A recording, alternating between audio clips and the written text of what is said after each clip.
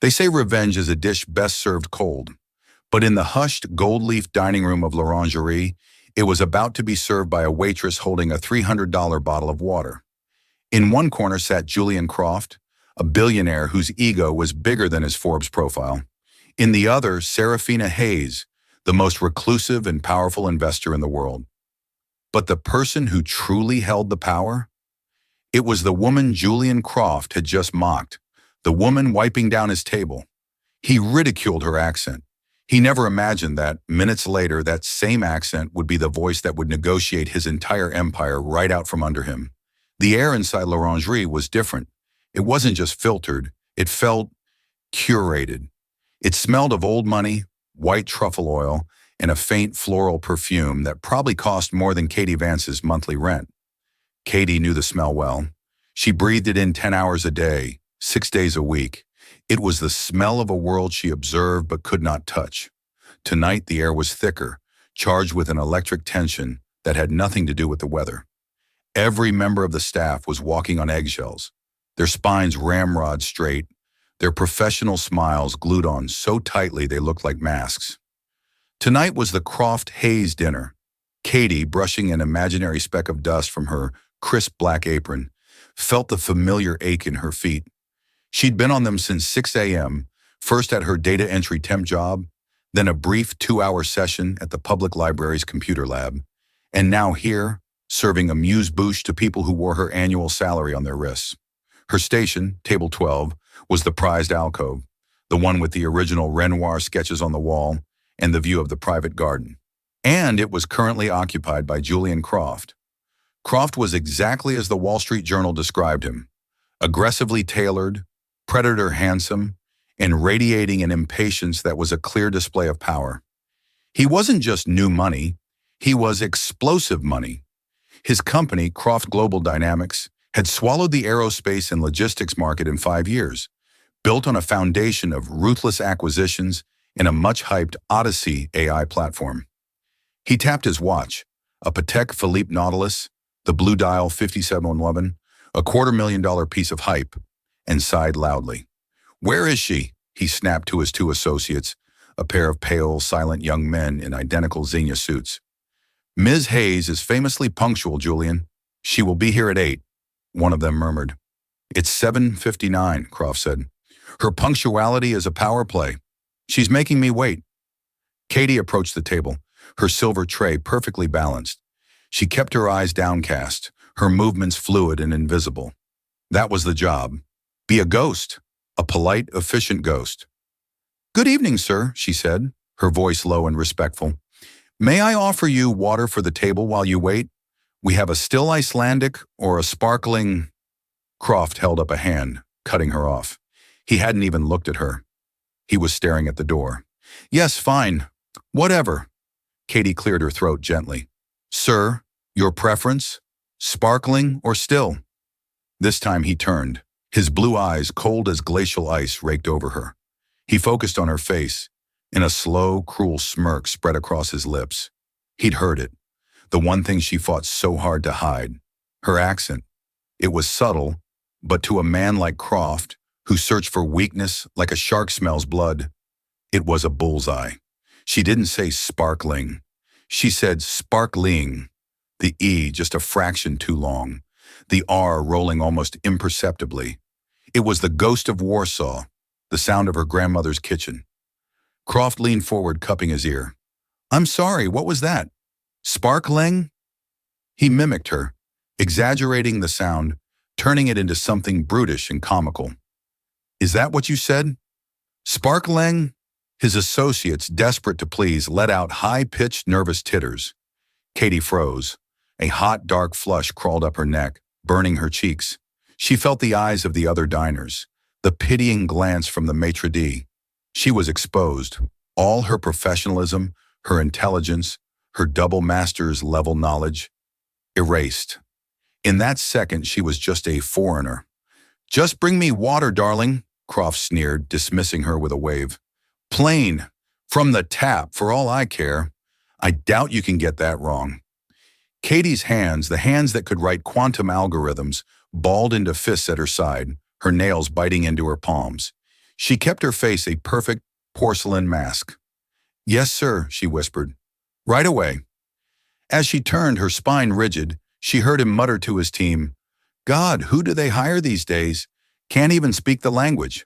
Probably snuck over the border." She walked toward the service station, the sound of their laughter following her like a physical blow. She didn't just feel humiliated. She felt a cold, precise rage settle in her chest. It was a familiar feeling. But tonight it felt different.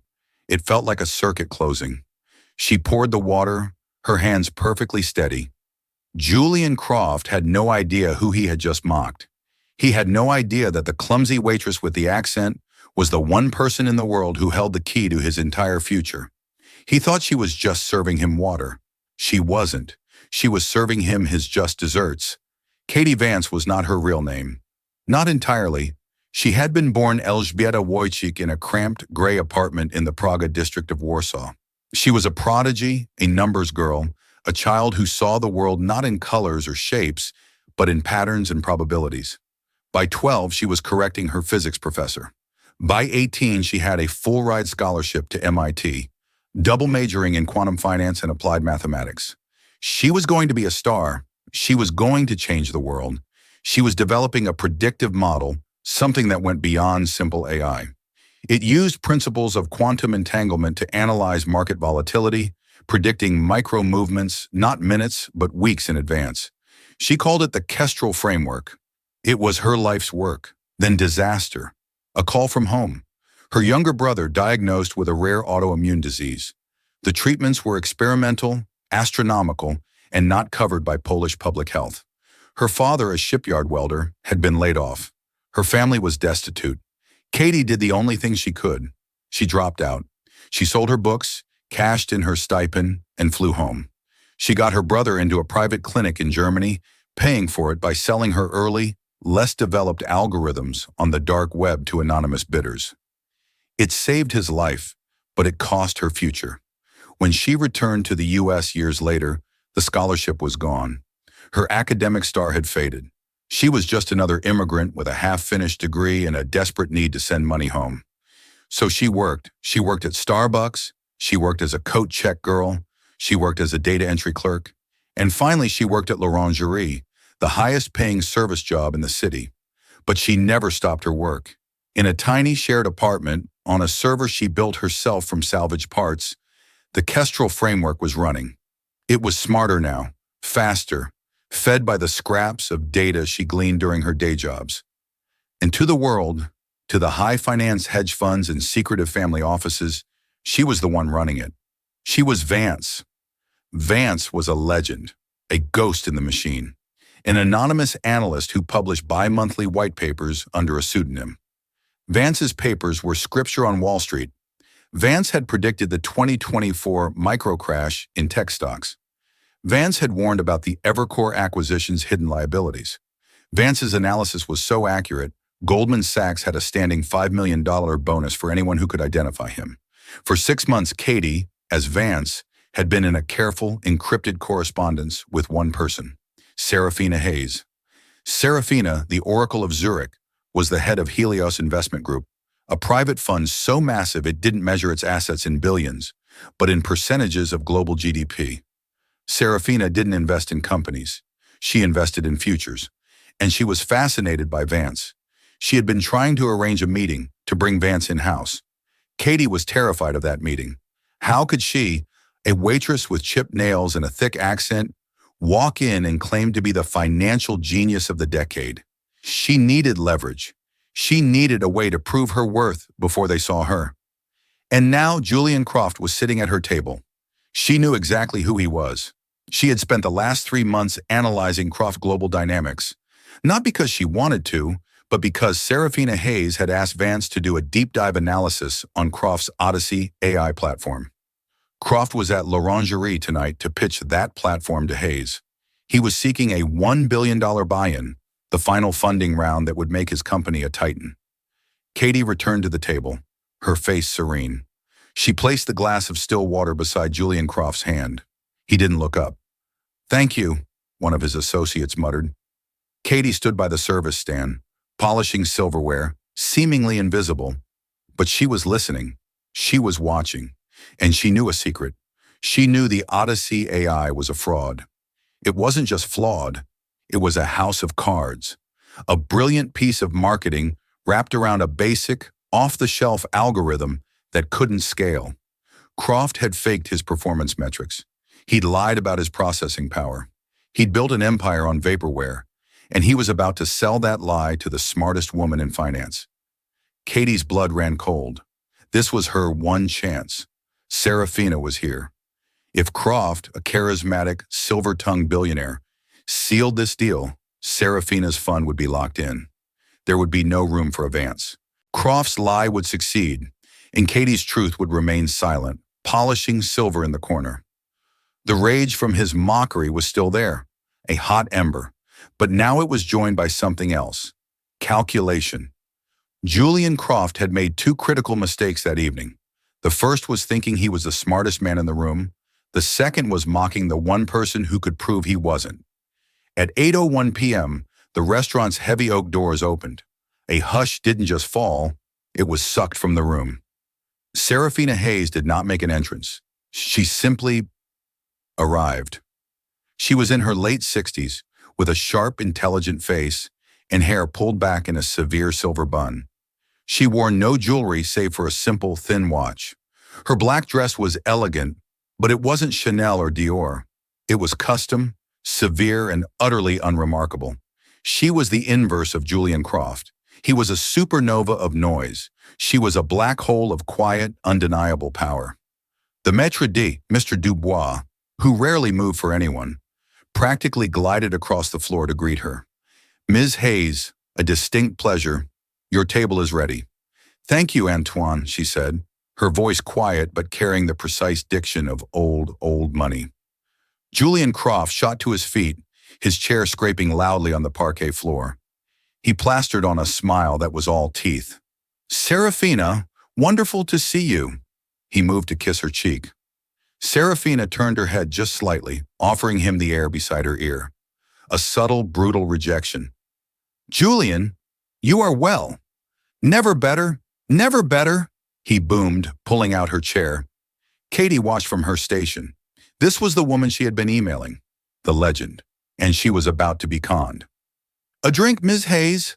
Katie asked, stepping forward immediately. Serafina looked up at her. Her eyes were not cold like Croft's.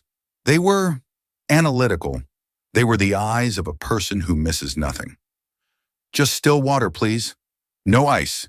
And you are?" "Katie, ma'am. I will be your server tonight." "A pleasure, Katie," Serafina said, giving her a small, genuine nod before turning her attention to Croft. Julian, seeing Katie still there, waved his hand dismissively. Yes, run along. We have business to discuss." Katie retreated, but she stayed within earshot, her entire body a finely tuned listening device. "So," Julian began, leaning forward, his voice dropping to a conspiratorial, "we are the Titans tone. The Odyssey platform. Serafina, it's not just a game changer, it's a new game." He began his pitch. It was smooth. Katie had to give him that. He was a phenomenal salesman. He spoke of proactive logistics, AI-driven supply chains, and predictive market modeling. He painted a picture of a world where Croft Global Dynamics was the central nervous system of all global commerce, and his AI was the brain. "We are projecting a 400% efficiency increase for any company that integrates," Croft said, sliding a sleek, leather-bound prospectus across the table. "Our stress tests are, well, they're off the charts. We've pushed it to 10 million data points per second, and it doesn't even blink." Serafina Hayes listened, her face impassive. She ate her bread roll with quiet precision. 10 million? She asked, her voice neutral. "That's the current industry standard, Julian. Amazon has been doing that for years." "Ah," Croft said, wagging a finger, "but that's where our secret sauce comes in. We don't just process the data, we anticipate it. We are 30 seconds ahead of the market, always. It's a true predictive artificial intelligence." Katie, refreshing the water glasses, nearly scoffed. 30 seconds? A lie. His platform was reactive. It was a glorified database with a good marketing team. Her Kestrel framework was predictive by weeks.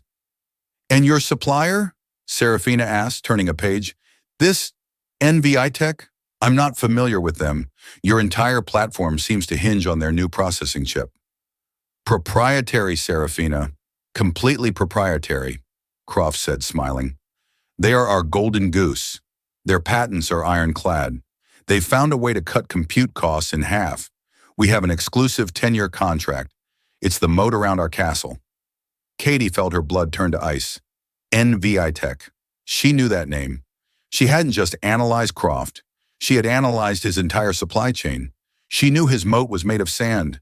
She could see the narrative unfolding. Serafina was interested but skeptical. Croft was a master of deflecting skepticism. He was going to overwhelm her with charisma and forge data. He was going to win. Katie looked at Serafina Hayes, a woman who had, through anonymous emails, treated Vance with more intellectual respect than anyone had ever shown Katie in person. She couldn't let this happen. She thought about her brother. She thought about her family. She thought about the years of humiliation, of being treated like a dim-witted servant. She thought of Croft's mocking spark leng. The decision was made. It wasn't just about business, it was about karma. She picked up the polished silver coffee pot. It was time to serve the main course. The main courses had been served and cleared. Croft was on dessert, both figuratively and literally. He was eating a 75 bowls of chocolate lava cake, and he was delivering the climax of his pitch. So, when you look at the Q4 projections, Serafina, he was saying, a $1 billion investment now is a $10 billion valuation by this time next year. It's not a risk, it's a guarantee. Serafina dabbed her lips with a linen napkin. Your confidence is remarkable, Julian, but your numbers are optimistic. They rely on zero friction, zero market volatility, zero competition. Competition? Croft laughed, a booming, arrogant sound. Who? Who can compete? No one has our AI. No one has NVI tech. This was it. Katie moved from the shadows. She approached the table, her steps silent. Coffee, Miss Hayes. Mr. Croft. Black, Serafina said, not looking up from the prospectus. Espresso, Croft snapped, waving her away again. And be quick about it. Katie returned, her heart hammering a brutal rhythm against her ribs. This is your life, Elżbieta. This one moment. She held the heavy silver coffee pot. Her hand was shaking, not from fear, from adrenaline. She moved to Serafina's side, pouring the black coffee. Perfect. Then she moved to Julian's. He was looking at Serafina, his predatory smile in full force. It's the deal of a lifetime, Serafina. A lifetime. Katie, positioning the espresso cup, allowed her elbow to ever so slightly connect with the tall glass of ice water, the one Croft had demanded. It wasn't a violent spill. It was a precise one. The glass tipped, sending a cascade of ice-cold water directly onto the center of the table, spreading in a rapid, dark stain across the white linen and soaking the edge of Croft's precious leather-bound prospectus. What the? Croft roared, leaping back as water lapped at his $2,000 suit. You clumsy, incompetent My deepest apologies, Mr. Croft, Katie said, her voice high with feigned panic. She began blotting the mess with napkins, her movements frantic but efficient. Get away from it. You've ruined it, he shouted. The entire restaurant was now staring. Julian, Serafina said, her voice cutting through his rage like a diamond drill. It's just water. Sit down. It's not just water. It's my presentation. This idiot. I am so sorry, Katie said, her hand still dabbing at the pages. Then, as if just noticing, she stopped. She tilted her head, looking at the soaked graph on page 12. Oh, that is a problem. Croft froze. What did you just say? Katie pointed, her finger, with its chipped nail, landing directly on the Q4 projection. This, sir, it is a problem. My apologies, I should not speak. But this graph, it is wrong. The silence in the room was absolute. Julian Croft's face went from puce to a terrifying, bloodless white. His associates looked like they were about to faint. You, he whispered, his voice trembling with fury.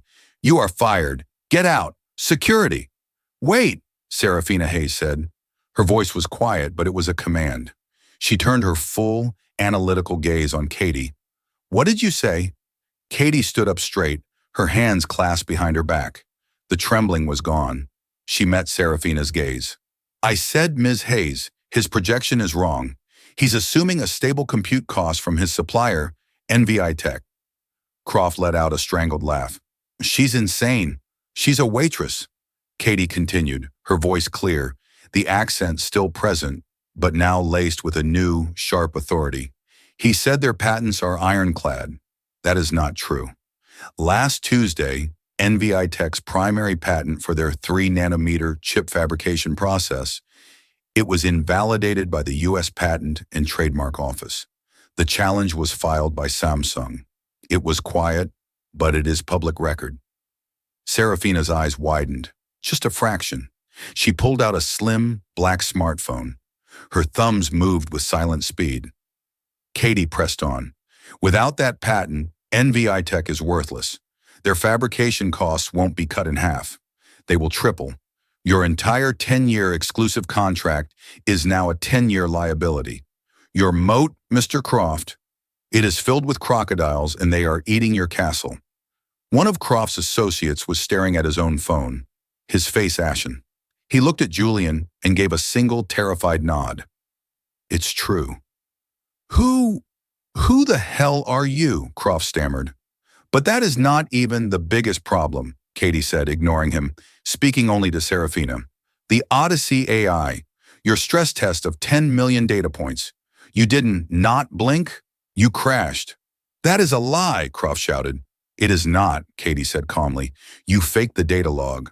Your platform is not true AI. It's a repackaged statistical arbitrage algorithm. It cannot scale. The moment it's integrated into a real-time global system, the data requests will not be 10 million. They will be 10 billion. And your platform will not just crash, it will create a recursive error loop that will bankrupt any company attached to it. It is a time bomb. Serafina Hayes looked up from her phone. Her face was pale. She had found the patent ruling. Julian, Serafina said, her voice lethally soft. You were pitching me a fraud. No, Serafina, listen to me, he pleaded, his arrogance shattering like glass. This is corporate espionage. She's a plant, from Amazon, from Blackstone. I am a waitress, Katie said, here, at Lauronie. I am also, she added, her voice dropping, the one who told Ms. Hayes' office to look into NVI Tech in the first place. Serafina's head snapped up. She stared at Katie, really stared at her. At the high, intelligent forehead, the sharp, calculating eyes that contained energy. The email, Serafina breathed, the one about the supply chain vulnerability. That was from Vance. Katie met her gaze. The game was over. It was time to show her hand. Vance is not a he, Ms. Hayes. Katie reached into her apron pocket and pulled out a simple, worn USB drive, the one that was attached to her locker key. Mr. Croft tried to hire Vance. He failed. He tried to imitate Vance's work. You can see how well that went. She placed the USB drive on the table, right next to the 75 lava cake. My name is Katie Vance. Ja jestem Vance, she said, the Polish slipping out, no longer in shame, but as a statement of fact. I am Vance, and you, Mr. Croft, have been pitching my work very badly to my potential business partner. Now, would anyone care for more coffee? The next 60 seconds felt like an eternity. Julian Croft looked from the USB drive to Katie's face, his brain physically unable to compute what was happening. He looked like a statue of arrogance that had been struck by lightning. This is a joke, he sputtered, his voice cracking. A setup. You're nobody. You're a coat check girl, a Polak with a tray. The slur hung in the air, ugly and venomous. Katie didn't flinch. She simply looked at Serafina Hayes, who had not taken her eyes off Katie. Serafina's mind was moving at 1,000 miles an hour, recalibrating everything. This changed the world. Ms. Vance, Serafina said, her voice a precise instrument. This drive contains the Kestrel framework, Katie said. Not a sales pitch. The working algorithm. The real one. The one that can process 10 billion data points per second.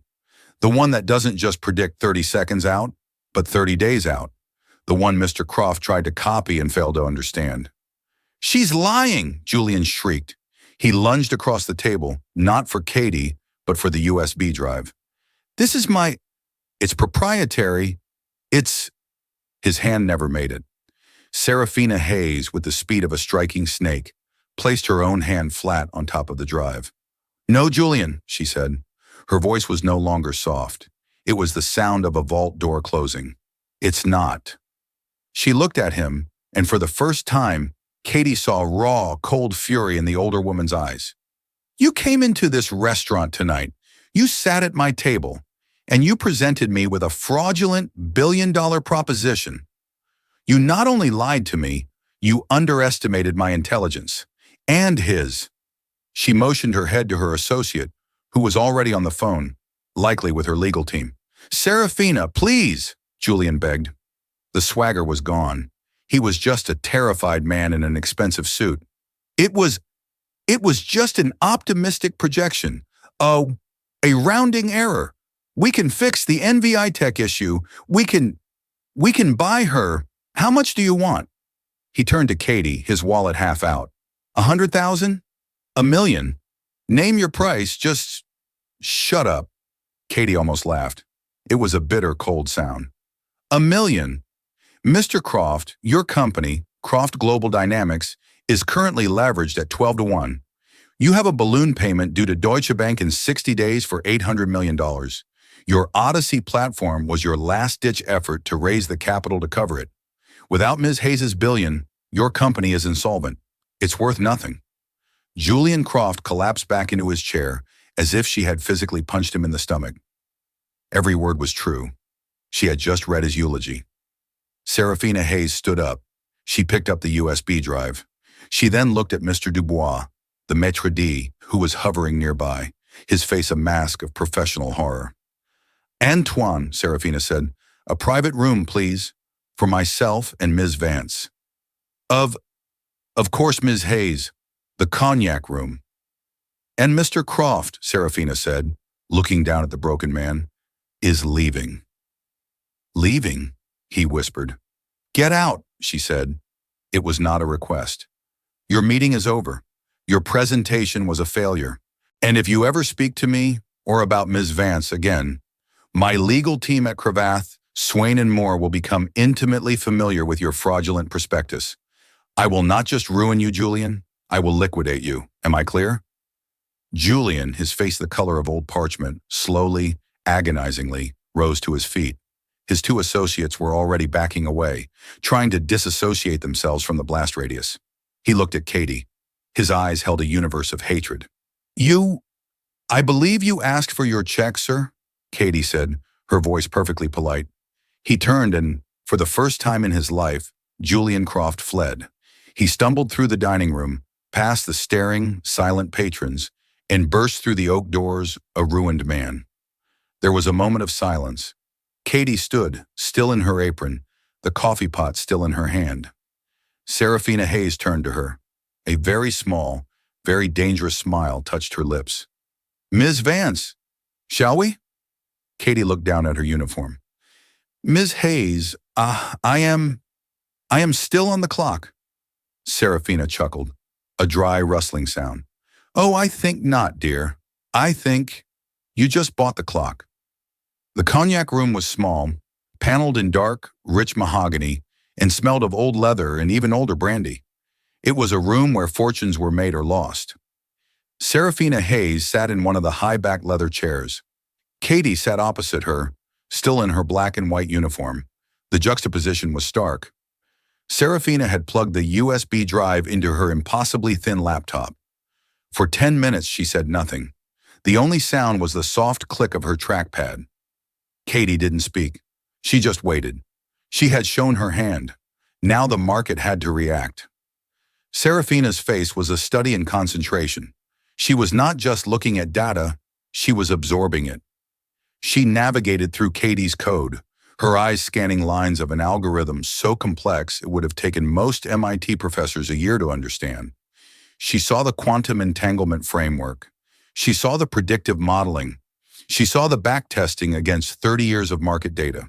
She saw that it hadn't just predicted the 2024 microcrash. It had predicted the 2008 financial crisis. Finally, she closed the laptop.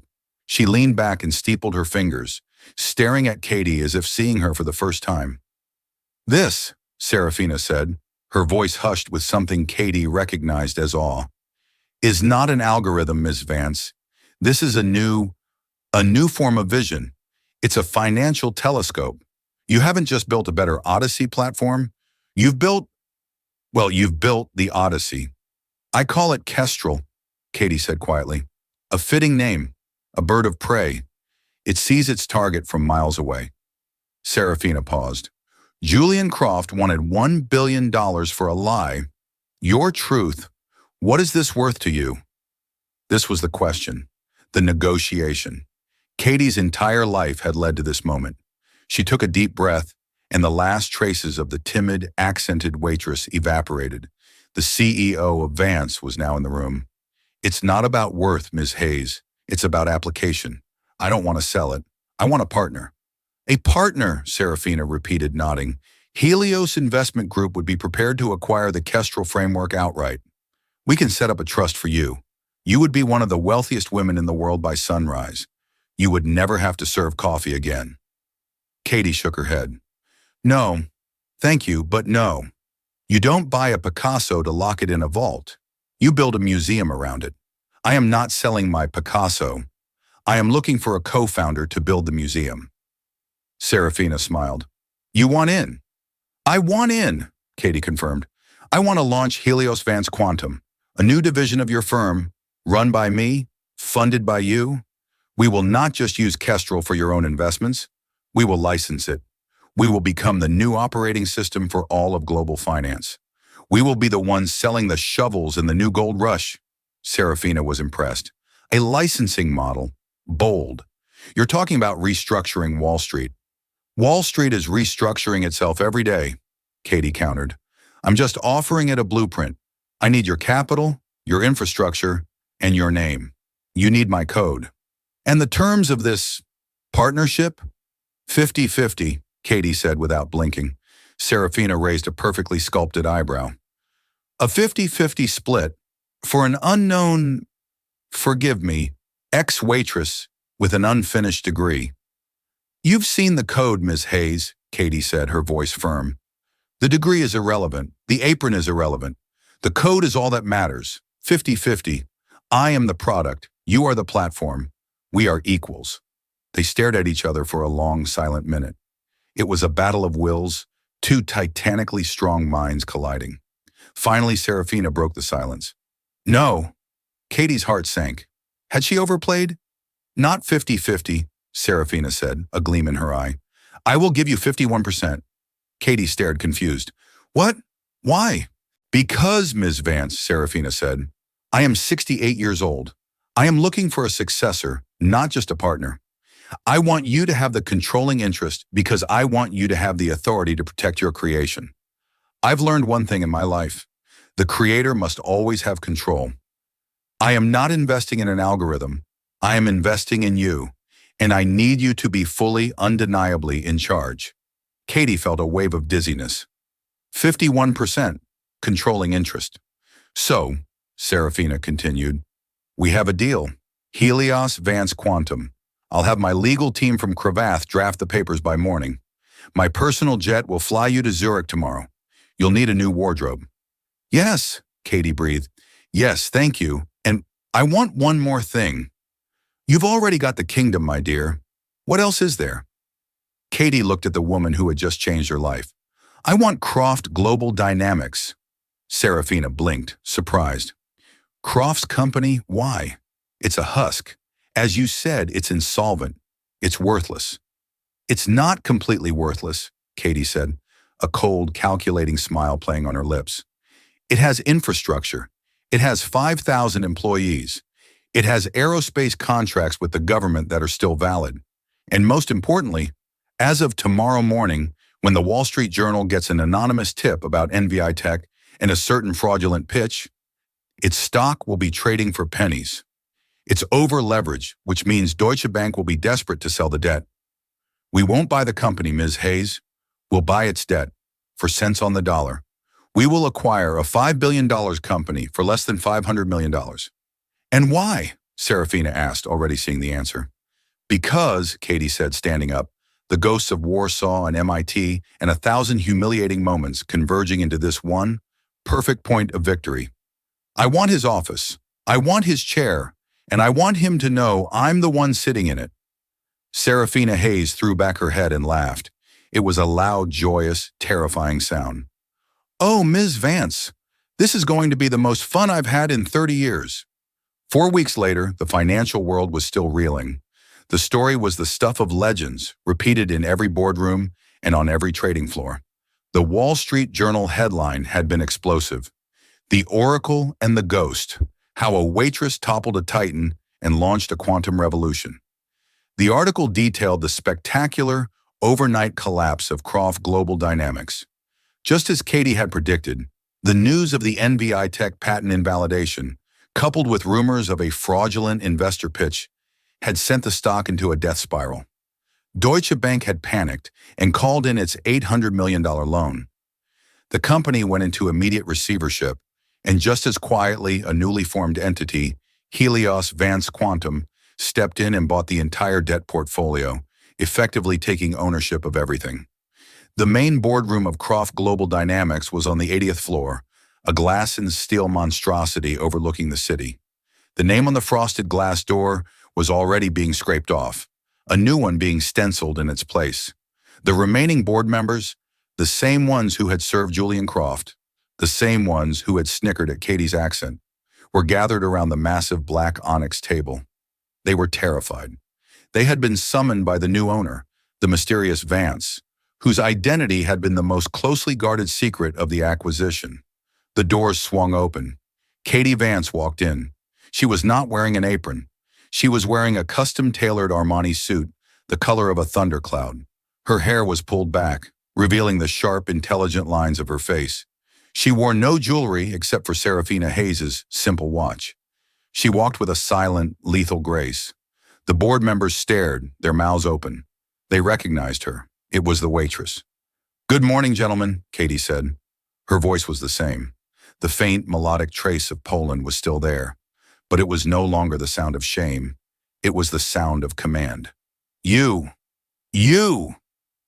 One of the board members, a man named Harrison, sputtered. It can't be. Please sit, Katie said, taking the single, throne-like chair at the head of the table. Julian Croft's chair. It was comfortable. At that moment, a side door opened, and Julian Croft was escorted in by 2 security guards. He was a shell of the man he had been. His suit was wrinkled, his eyes were bloodshot, and he hadn't shaved. He was there, as required by the receivership, to sign the final transfer papers. He saw Katie in his chair, and he stopped dead. The security guards prodded him forward. "Sign the papers, Julian," Katie said, her voice soft. He stumbled to the table, his hands shaking so badly he could barely hold the pen. He looked at her, his eyes burning with a desperate, pathetic hatred. You ruined me. You took everything." Katie leaned forward, her gaze unwavering. "Let me be precise, Julian. I took nothing. You gave it away. You gave it away when you built a company on a lie. You gave it away when you faked your data. And you gave it away that night at Lauronie. By spilling water?" he sneered, his voice a rasp. "No," Katie said, her voice dropping. "By mocking a person you thought was beneath you. Your arrogance was your flaw. Your fraud was the accelerant. I just served the check." She pointed to the paper. "Sign." With a guttural sob of rage, Julian Croft scribbled his name, signing away his empire. "Get him out," Katie said to the guards. As they dragged him away, he had one last parting shot. "They'll never respect you. You're just a... But he couldn't even finish the insult. The doors closed, and he was gone. Katie Vance turned back to the terrified, silent board. "Gentlemen," she said, opening her new laptop, the one running the Kestrel framework. "Julian Croft was wrong. He said his company was the future. He was mistaken. We are." She brought up a new logo on the screen. Helios Vance Quantum. He was in the business of lies. We are in the business of truth. He was trying to sell a faulty algorithm. are going to sell the new standard. Your old jobs are irrelevant. Your old titles are gone. As of this moment, this is no longer a logistics company. It is the world's first quantum finance laboratory. She looked at each of them. Some of you will be staying, the engineers, the data scientists, the ones who actually work. She looked at Harrison. The sycophants, the yes men, the ones who laughed at his jokes. You can collect your things. Harrison went white. You can't. I just did, Katie said. Now, for those who are staying, we have a lot of work to do. Let's talk about real innovation. She began to speak, and they listened. They listened to the accent that had once been a punchline, and they heard the sound of the future. 6 months later, the 80th floor office was unrecognizable. The dark, heavy onyx table was gone, replaced with smart glass workstations and data visualization walls.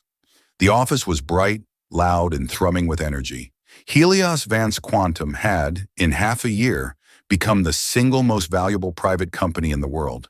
Its Kestrel platform was being adopted by governments and hedge funds alike. Katie Vance stood by the floor-to-ceiling windows, looking down at the city.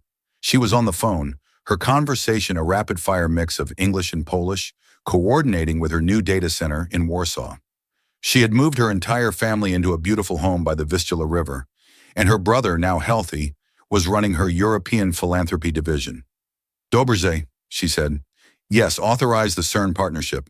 I want that data. Dziękuję. She hung up as Serafina Hayes walked in, holding 2 cups of coffee. Serafina didn't visit often, but when she did, she came as a friend. I brought you a real coffee, Serafina said, handing Katie a simple paper cup. Not that sludge from your fancy machine. Thank you, Serafina, Katie said, smiling and accepting it. You look tired, Serafina noted. We just saved the Tokyo Stock Exchange from a flash crash, Katie said with a shrug. Just a Tuesday, Serafina laughed. I read about your MIT commencement speech. Your background is not your destiny. Your mind is. Very good. I was just speaking the truth. It's what you do best, Serafina said. She gestured to the window. It's a long way from Lauronie. Katie looked down. From this height, the city looked like a circuit board.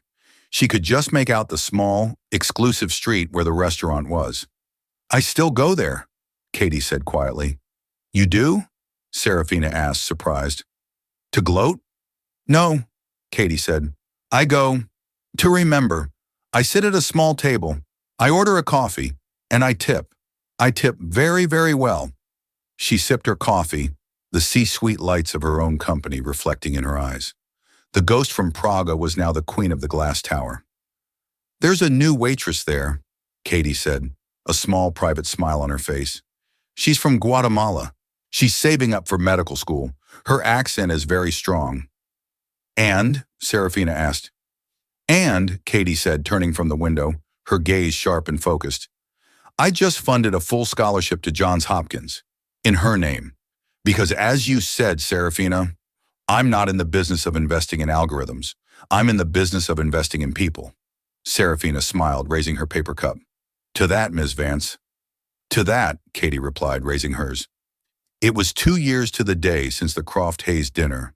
The Lauronie was, as always, a hushed temple of quiet wealth. The staff was the same, the lighting was the same, the Renoir sketches on the wall were the same. The only difference was the name at the top of the most respected list in every financial paper. Katie Vance. Katie sat at table 12. She was not there for a meeting. She was not there to reminisce. She was waiting.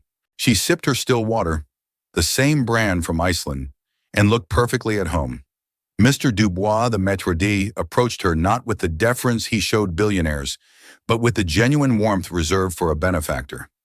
Helios Vance Quantum now funded the restaurant's entire employee health care and pension plan. Ms. Vance, she is just finishing her last shift. She is quite emotional, Mr. Dubois said softly. It's a big day, Katie agreed. Thank you, Antoine. And my other guest has arrived. Serafina Hayes, looking exactly as she had 2 years prior, slid into the booth opposite Katie. I'm late. The Kestrel framework found a wrinkle in the Hong Kong market. We just averted a $40 billion loss for our clients. Just another Tuesday, Katie said, smiling. They clinked water glasses. Are you sure about this, Katie? Serafina asked, her eyes tracing the lines of the room. Coming here? It must bring back memories. It does, Katie said, her voice even.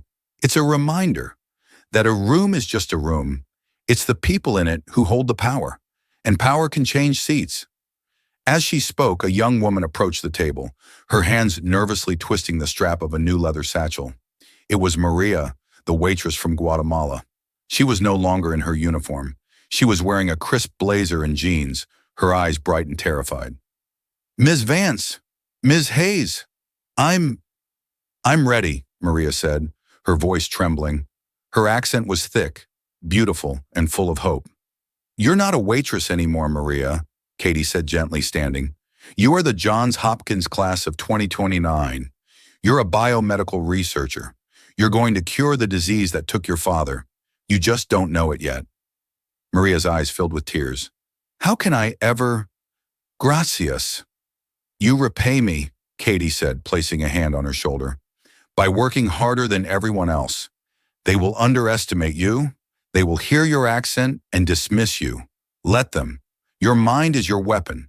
Be sharper, be faster, and be right. Yes, ma'am, Maria whispered, her spine straightening. Good. My driver is waiting to take you to the airport, Katie said. Send me a note when you land. Maria nodded, gave a final, tearful look of gratitude, and walked out the oak doors, not as a servant, but as a guest leaving for a new life. Katie sat back down. That, Serafina said, is a better investment than any algorithm. It's the same investment, Katie replied, finding potential where no one else is bothering to look. As Serafina began to discuss the Hong Kong data, Katie's gaze drifted outside. On the street, a man in a rumpled, ill-fitting suit was arguing with a taxi driver. He looked haggard, aged by a decade. His voice was loud, obnoxious, and slurred. It was Julian Croft. He had lost everything.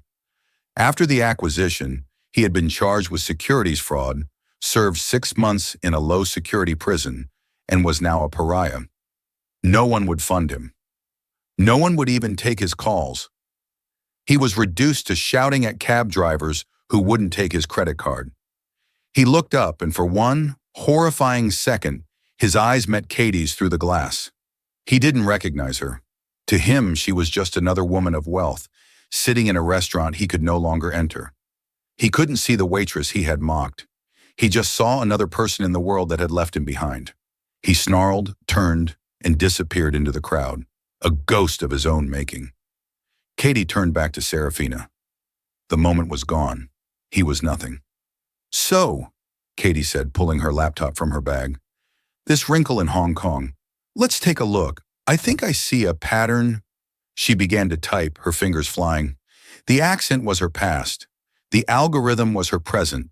And the future was all hers.